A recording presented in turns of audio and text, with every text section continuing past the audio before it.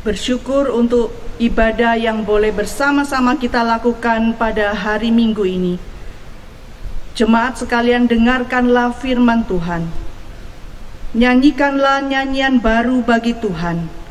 Menyanyilah bagi Tuhan, hai segenap bumi. Menyanyilah bagi Tuhan, pujilah namanya. Kabarkanlah keselamatan yang daripadanya dari hari ke hari.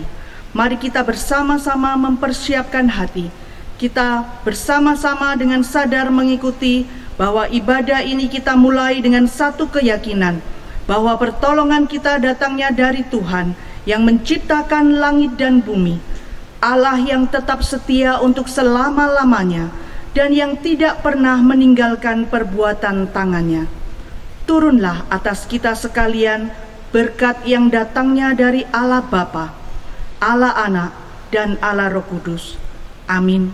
Kita akan sama-sama memuji nama Tuhan dari KPPK 141, Roh Allah Maha Hidup.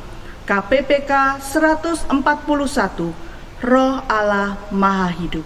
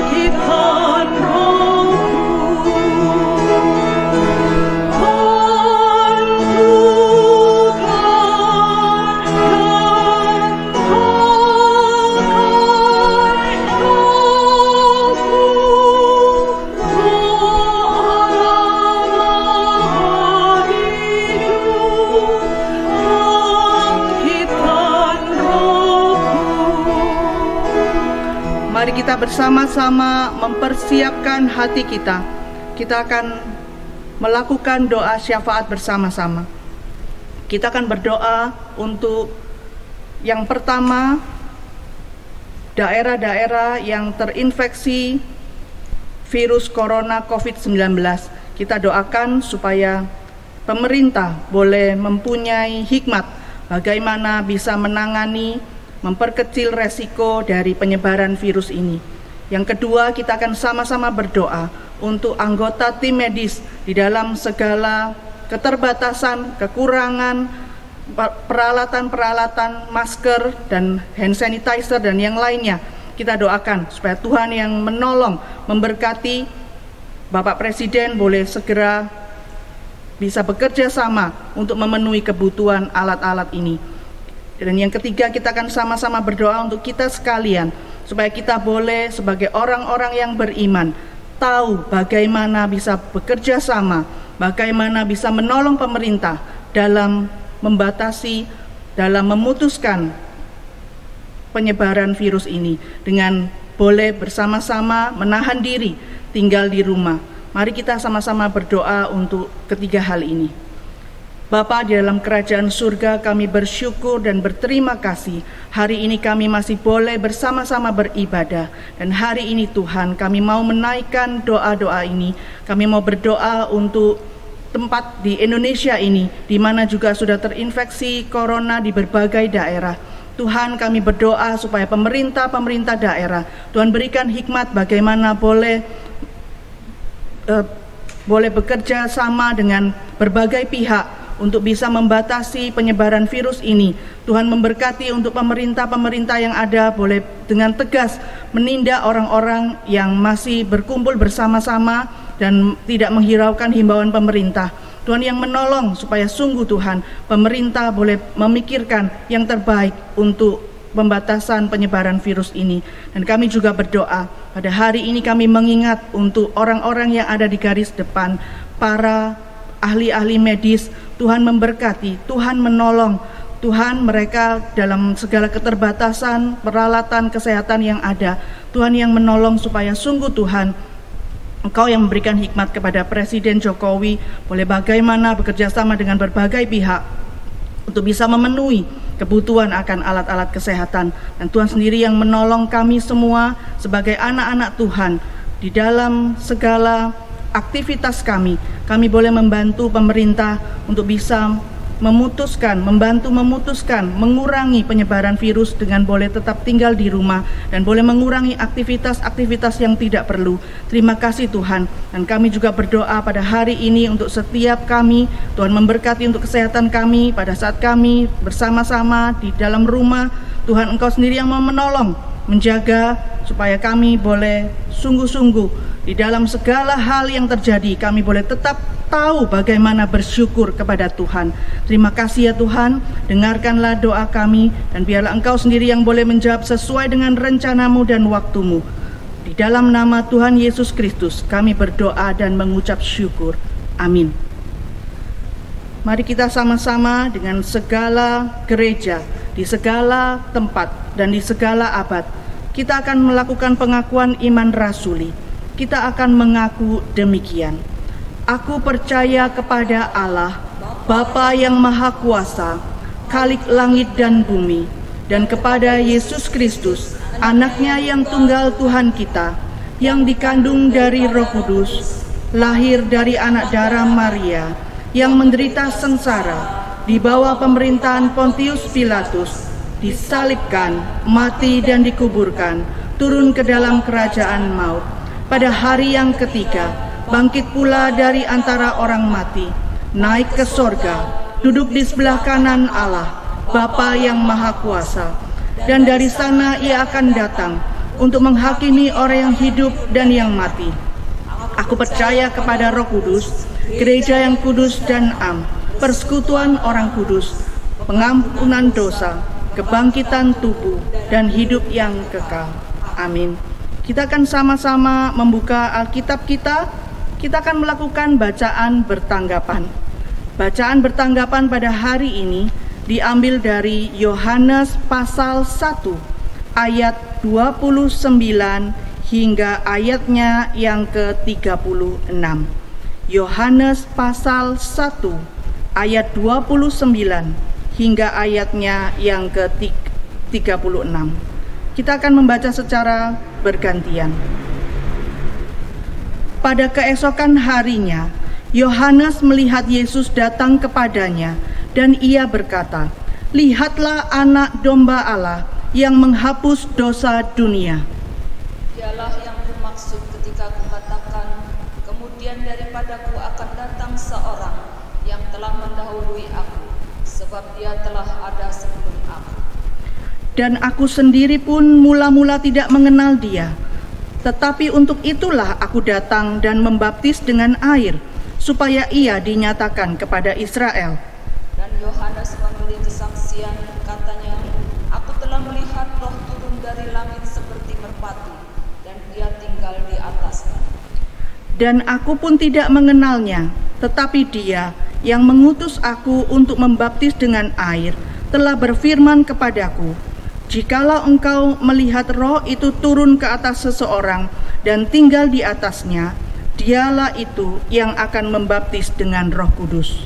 Dan aku telah melihatnya dan memberi kesaksian, inilah anak Allah. Pada keesokan harinya, Yohanes berdiri di situ pula dengan 2 orang muridnya. Dan ketika ia melihat Yesus lewat, ia berkata, lihatlah anak domba Allah. Mari kita bersama-sama mempersiapkan hati untuk bisa mendengarkan firman Tuhan. kita akan mempersiapkan hati dengan menyanyikan lagu dari KPPK 321, Tuhan Aku Perlu. KPPK 321, Tuhan Aku Perlu.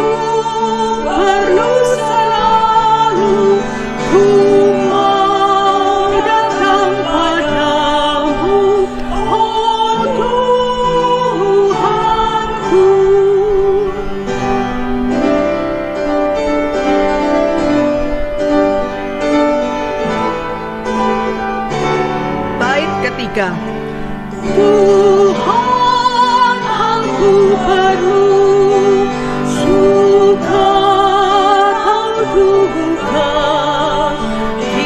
Engkaulah sertaku, ku senamba. Oh Tuhan aku perlu, ku perlu selalu, ku mau datang padamu. Oh Tuhanku, Tuhan aku perlu, ajaranmu, janjimu abadi, kenangan pasti. Oh Tuhan aku perlu, ku perlu selalu, ku mau datang padamu. Oh Tuhanku.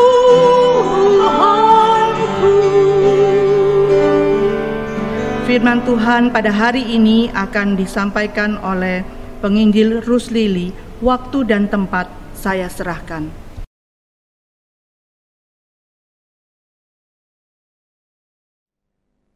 Jemaat yang dikasihi Tuhan, mari kita bersama-sama mempersiapkan hati kita. Kita akan bersama-sama mendengarkan firman Tuhan. Sebelumnya mari kita satukan hati kita. Kita akan tunduk di dalam doa. Mari kita berdoa. Bapa di dalam surga, kami bersyukur Tuhan, jikalau pada saat ini, di dalam situasi seperti sekarang ini, kami boleh tetap datang ke hadapan hadirat Tuhan untuk boleh beribadah kepadamu. Tuhan, kiranya apa yang kami persembahkan sungguh boleh menyenangkan hati Tuhan dan memperkenankan Tuhan. Terima kasih Tuhan, jikalau sebentar lagi kami akan bersama-sama merenungkan kebenaran firman Tuhan. Mohon pertolongan Tuhan, Engkau pakai hamba-Mu yang penuh dengan kelemahan ini. Tuhan, sucikan dia, layakkan dia, boleh menjadi berkat bagi umat yang Kau kasihi. Sehingga setiap kami boleh dikuatkan oleh kebenaran firman Tuhan dan menjalani hidup kami untuk terus setia mengiring Tuhan. Dengarkanlah doa kami. Di dalam nama Tuhan Yesus Kristus, penebus dan juru selamat kami yang hidup, kami sudah berdoa. Amin. Saudara-saudaraku yang dikasihi Tuhan, hari ini kita bersama-sama boleh memperingati atau kita boleh bersama-sama masuk di dalam minggu-minggu sengsara. Nah, mari sekali lagi kita mau bersama-sama melalui persiapan kita, boleh kita melihat tentang Yesus Kristus, Tuhan dan penebus kita itu. Kita hari ini akan bersama-sama merenungkan sebuah tema, yaitu lihatlah anak domba Allah. Mari kita bersama-sama membaca satu ayat saja yang sudah kita baca bersama-sama tadi. Kita membaca di dalam Yohanes pasalnya yang pertama. Kita akan membaca ayatnya yang ke-29 dan kemudian ayatnya yang ke-36. Saya akan membacakannya. Mari kita bersama-sama boleh memperhatikannya. Yohanes pasalnya yang pertama, ayatnya yang ke-29. Pada keesokan harinya, Yohanes melihat Yesus datang kepadanya dan ia berkata, "Lihatlah anak domba Allah yang menghapus dosa dunia." Kemudian kita membaca ayat yang ke-36. Dan ketika ia melihat Yesus lewat, ia berkata, "Lihatlah anak domba Allah."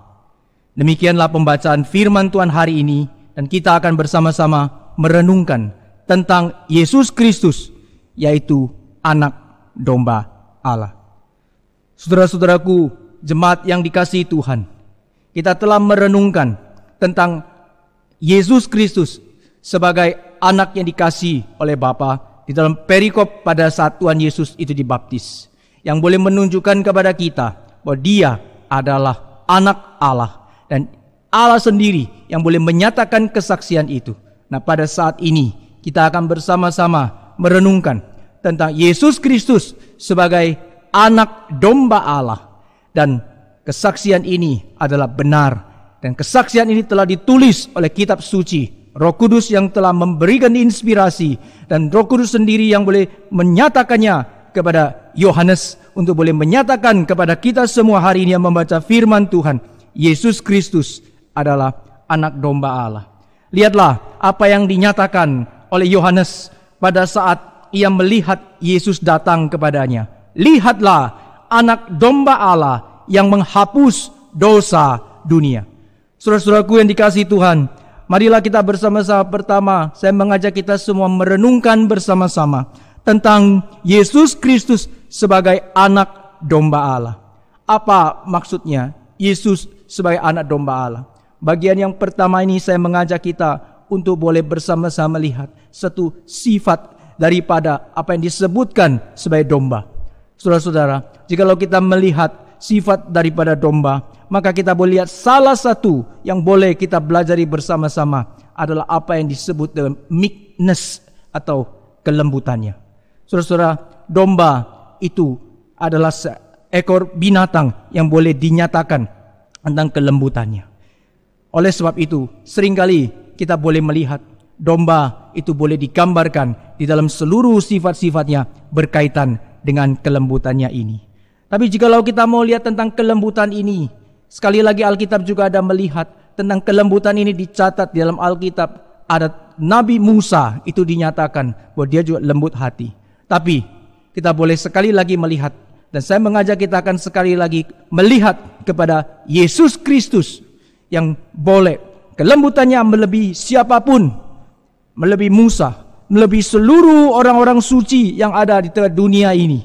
Yesus Kristus adalah seorang yang sangat lemah lembut. Dia adalah seorang yang menjadi teladan di dalam kelemah lembutan ini. Mari kita bersama-sama kita kembali melihat ke Taman Getsemani. Saudara-saudaraku yang dikasihi Tuhan, pada saat di Getsemani, di sana kita boleh lihat bagaimana waktu itu Tuhan Yesus dikhianati oleh salah seorang muridnya yang bernama Yudas. Pada saat Yudas itu datang dan kemudian ia berkhianat kepada Tuhan Yesus Kristus dan menyerahkan Yesus Kristus dengan tanda ciuman, maka apa yang menjadi respon daripada Kristus? Apakah Tuhan Yesus kemudian marah? Tuhan Yesus kemudian dengan sifat yang keras kemudian melawan? Alkitab tidak mencatat demikian. Alkitab menyatakan Tuhan Yesus berespon kepada Yudas yang mengkhianati dia dengan berkata di dalam Matius 26 ayat yang ke-50, "Hai teman, untuk itukah engkau datang?" That's it. Hanya itu. Tidak dicatat ada perkataan lain. Tuhan dengan kelembutan hatinya, ia boleh menyatakan kepada orang yang disebut muridnya yang bersama-sama dengan dia, yaitu Yudas yang berkhianat kepada Tuhan dengan ciuman. Tuhan menjawab dengan penuh kelembutan. Terlebih lagi, pada saat kita melihat Petrus, waktu ia datang, ia mau membela Tuhan. Dan pada saat itu, ia mengangkat dia punya pedang. Kemudian ia memotong daripada telinga orang yang mau menangkap Tuhan pada saat itu. Apa yang menjadi respon Tuhan pada saat itu? Apakah Tuhan Yesus kemudian berkata, "Oh Petrus, begitu tepat engkau membela. Teruskan, lakukan, kita lawan, kita habisi." Tidak. Alkitab mencatat dengan jelas. Bahkan Tuhan Yesus kemudian di dalam Lukas pasal yang ke-22 ayat yang ke-51, Tuhan Yesus berkata, "Cukuplah penderitaanmu itu." Dia berkata kepada orang yang dipotong telinganya itu. Lalu kemudian Tuhan mengambil telinga itu dan kemudian Tuhan menyembuhkan orang tersebut. Saudara-saudaraku yang dikasihi Tuhan, kita boleh melihat anak domba Allah itu mempunyai sifat yang pada dasarnya itu kelembutan hati yang melebihi siapapun. Saudara-saudara yang dikasihi Tuhan, ketika Alkitab memakai sebuah istilah anak domba, maka ia mau mengajarkan kepada kita semuanya bahwa anak domba Allah yang datang, yang dikirim oleh Bapa, itu jauh melebihi kelembutan siapapun yang ada di tengah dunia ini. Dan ia datang untuk boleh menyatakan kelemah lembutan hatinya itu, untuk boleh menyelamatkan manusia yang jatuh di dalam dosa. Saudara-saudara yang dikasihi Tuhan, kita boleh lihat kelembutan hati ini boleh menyatakan apa?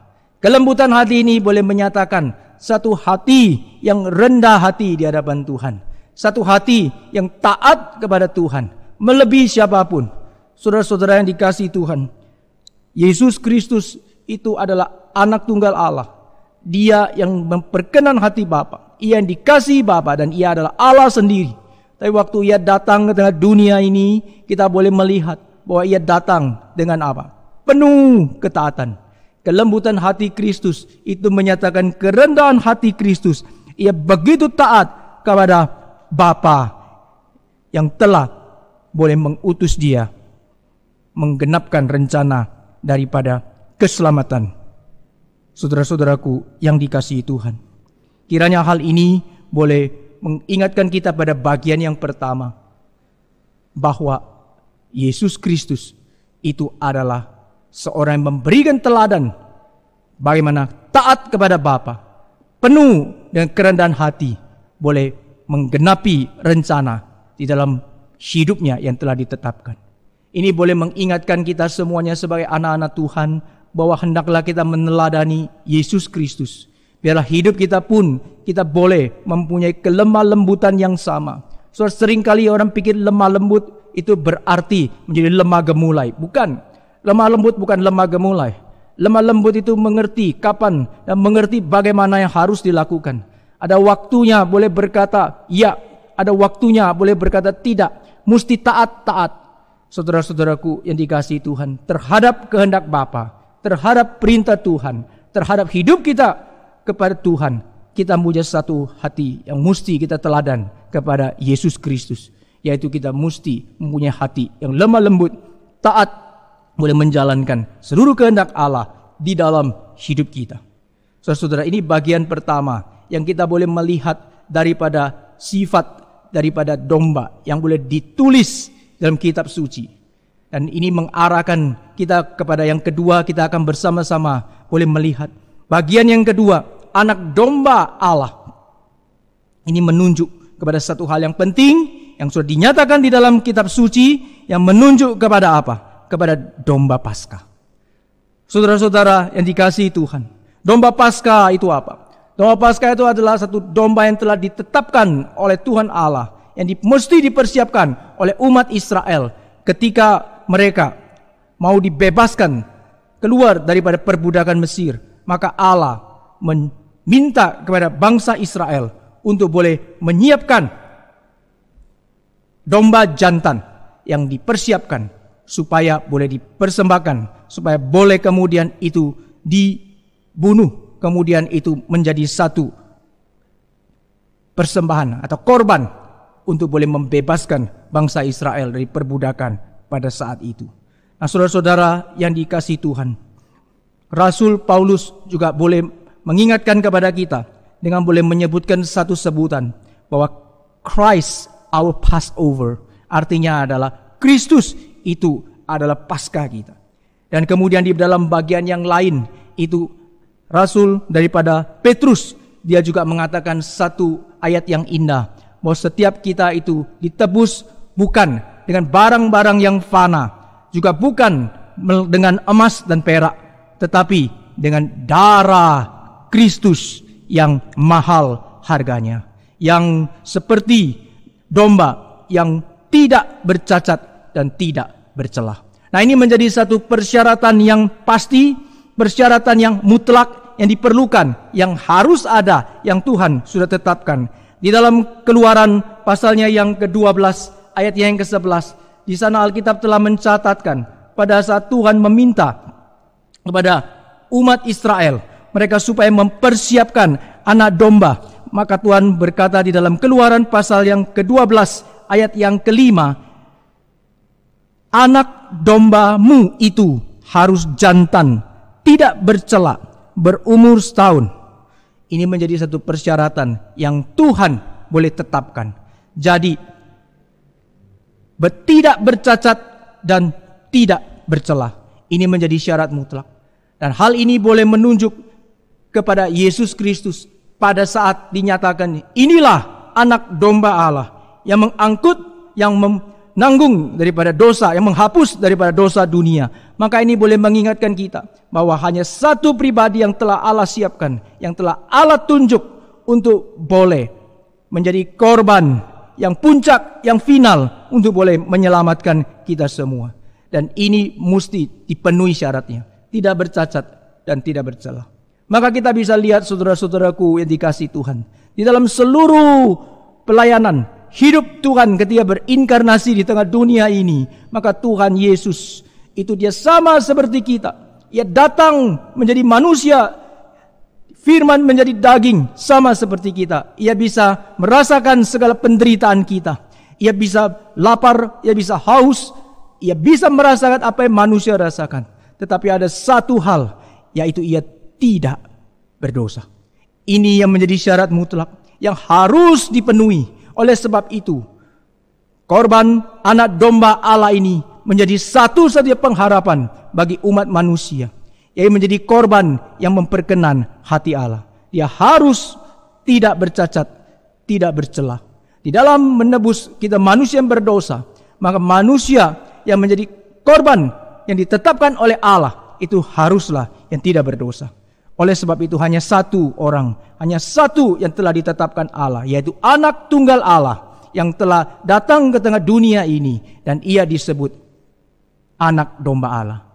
Yohanes mengatakan dalam kesaksian dengan jujur, dia pertama pun tidak mengenalnya, tetapi pada akhirnya ia boleh menyatakannya. Pada saat Tuhan sendiri, Roh Tuhan sendiri menyatakan kepada dia, maka Yohanes boleh mengetahuinya. Dan ini dicatat dalam kitab suci. Sehingga pada saat Yesus Kristus itu datang, Yohanes diberitahu, digerakkan, dinyatakan oleh Roh Kudus bahwa dia adalah anak domba Allah. Maka Yohanes pun menunjukkan kepada kita semua, lihatlah anak domba Allah yang mengangkut dan menghapus dosa dunia. Behold the Lamb of God. Saudara-saudara yang dikasihi Tuhan, kita boleh mengerti makna yang kedua ini, bahwa Yesus Kristus itu menjadi satu-satunya yang telah ditetapkan oleh Tuhan Allah, boleh menjadi korban yang sempurna, yang boleh membawa kita diperdamaikan dengan Tuhan Allah. Saudara, domba Paskah ini telah dinyatakan di dalam kitab suci bahwa ketika ia mesti dibunuh di sore hari atau di senja hari, dan kemudian dia mesti kemudian dibakar habis di dalam api. Di dalam apa yang dinyatakan di dalam perjanjian lama ini boleh telah dinyatakan juga digenapi di dalam puncaknya dalam diri Kristus, bahwa Yesus Kristus yang menjadi anak domba yang tidak bercacat, yang tidak bercela ini telah dikorbankan pada saat senja. Dan saat itu kemudian bagaimana ia dikorbankan di atas kayu salib, dan sebagai domba yang tidak bercacat dan tidak bercela di dalam api murka Allah yang menyala-nyala waktu ia menanggung seluruh dosa kita. Sehingga di atas kayu salib Yesus Kristus boleh berseru, "Ya Allahku, Eli Eli lama sabachthani, Allahku Allahku, mengapa engkau meninggalkan aku?" Ini satu penderitaan yang boleh menyatakan bagaimana murka Allah boleh ditumpahkan dalam diri Kristus yang menjadi anak domba yang dipakai, yang sedang dikorbankan, yang sedang dibakar dalam murka Allah yang menyala-nyala itu. Untuk apa? Untuk boleh membawakan satu pemulihan bagi engkau dan saya. Saudara-saudaraku, marilah kita bersama-sama merenungkan dua bagian ini dalam hidup kita, membawa kita boleh melihat bahwa Allah itu begitu mengasihi kita, bahwa Yesus Kristus itu juga begitu mengasihi kita, sehingga di dalam hidup kita Tuhan telah mempersiapkan dan telah memberikan kepada kita yang terbaik, yaitu Ia telah menyelamatkan kita dan telah membawa kita menjadi orang-orang yang bebas dari murka Allah. Anak domba Allah itu menjadi satu-satunya pengharapan kita. Dan Yohanes boleh mengingatkan kita untuk boleh memandang, "Behold the Lamb of God." Lihatlah, pandanglah anak domba Allah yang menghapus dosa dunia. Bagian terakhir ini saya mengajak kita bersama-sama untuk boleh memikirkan, apakah kita mengalami masa-masa pencobaan dan penderitaan yang berat? Pandanglah anak domba Allah. Ia telah mengalami penderitaan yang jauh melebihi kita, dan ia telah menang. Saudara-saudaraku yang saat ini saya bertanya kepada kita semuanya, apakah engkau merasa sendirian, ketakutan, kesepian? Pandanglah anak domba Allah, karena ia juga telah mengalami kesepian yang paling hebat ketika di atas kayu salib. Ia boleh mengorbankan hidupnya untuk boleh menebus engkau dan saya. Saudara-saudaraku, apakah kita sekalian takut dalam menghadapi segala kematian atau segala kesulitan yang mempunyai resiko menuju kepada kematian? Saudara-saudaraku yang dikasihi Tuhan, saya boleh membawa kita semua mengingat apa yang dikatakan oleh Yohanes. Lihatlah anak domba Allah, karena ia telah boleh menjadi korban yang sempurna, sehingga kita yang berada di dalam kematian sekarang boleh mempunyai pengharapan, yaitu boleh memperoleh hidup, diperdamaikan dengan Tuhan Allah, sehingga kita tidak binasa di dalam kekekalan, tetapi kita boleh memperoleh hidup yang kekal. Saudara-saudaraku, biarlah firman Tuhan memberikan kekuatan kepada kita, boleh menghadapi segala situasi yang ada saat ini. Marilah kita memandang kepada anak domba Allah dan menyerahkan hidup kita kepada anak domba Allah, sehingga kita boleh menemukan kekuatan, menemukan penghiburan, dan menemukan pengharapan yang sejati menghadapi situasi apapun bersama-sama dengan Tuhan yang telah mengasihi dan menyelamatkan hidup kita. Kiranya Tuhan memberkati kita semua. Mari kita berdoa. Bapa di surga, terima kasih Tuhan. Kami sungguh bersyukur untuk firman Tuhan yang sekali lagi boleh mengingatkan kami bahwa hanya di dalam Engkau saja kami boleh mempunyai pengharapan yang sejati. Terima kasih Tuhan ketika Engkau boleh menjadi anak domba Allah yang telah menderita di tengah dunia ini dengan keselamatan yang telah Engkau nyatakan melalui pengorbanan-Mu di atas kayu salib, memberikan kami pengharapan yang kekal. Tuhan, tolong kami. Tuhan, pimpin kami, sehingga hidup kami di tengah-tengah situasi apapun, biarlah iman kami tidak melemah, tetapi kami mempunyai pengharapan yang pasti. Kami memandang kepada Yesus Kristus, Sang Anak Domba Allah yang telah menyelamatkan hidup kami. Terima kasih Tuhan. Dengarkanlah doa kami. Di dalam nama Tuhan Yesus kami sudah berdoa. Amin. Kita bersyukur kita mempunyai Tuhan, Anak Domba Allah, telah menjadi Tuhan kita. Mari kita bersama-sama menyanyikan lagu dari KPPK 168. Ia selamatkanku. KPPK 168. Ia selamatkanku.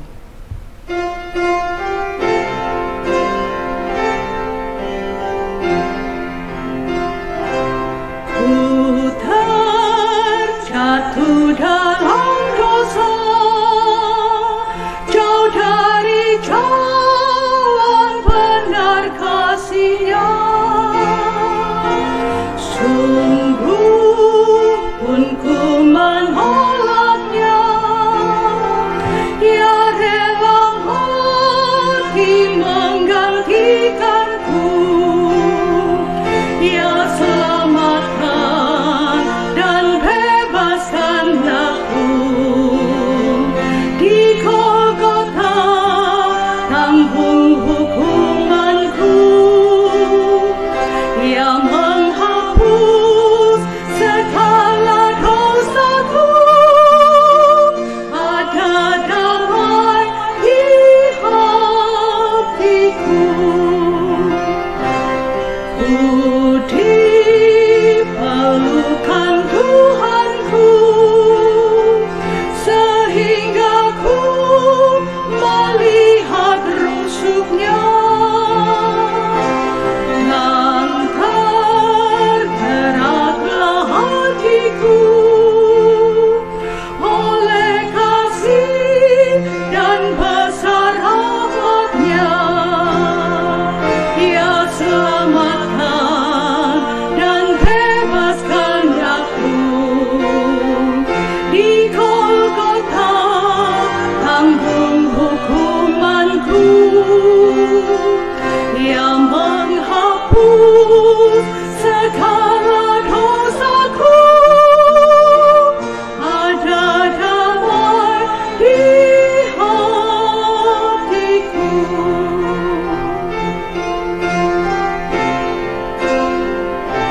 Bait yang ketiga.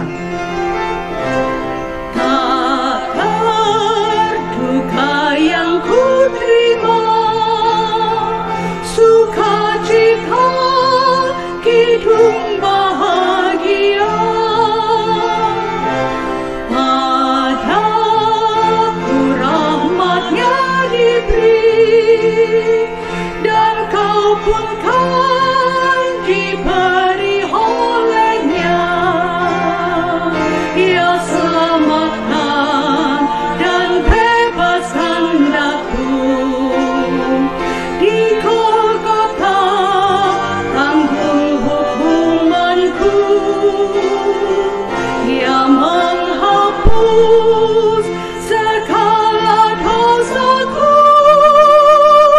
Ada damai di hatiku. Kita akan bersama-sama menutup ibadah hari ini.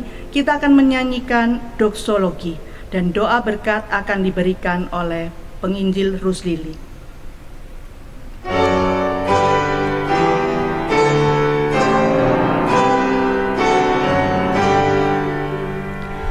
Puji Allah Bapa Putra,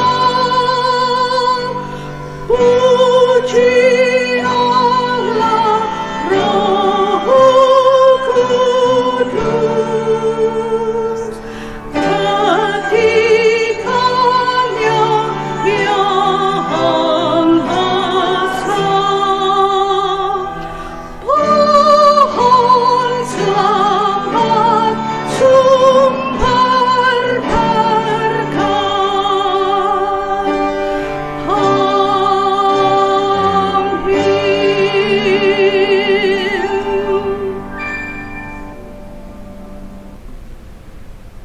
Mari kita bersama-sama menghadap ke hadapan hadirat Tuhan dan kita akan bersama-sama menerima berkat daripada Tuhan. Kiranya anugerah daripada Allah Bapa, cinta kasih daripada Tuhan kita Yesus Kristus, penghiburan penyertaan daripada Allah Roh Kudus boleh menyertai kita sekalian untuk terus hidup setia di dalam kondisi apapun, boleh mengarahkan hati kita hanya memandang kepada Dia yang telah menyelamatkan hidup kita mulai hari ini sampai selama-lamanya. Amin.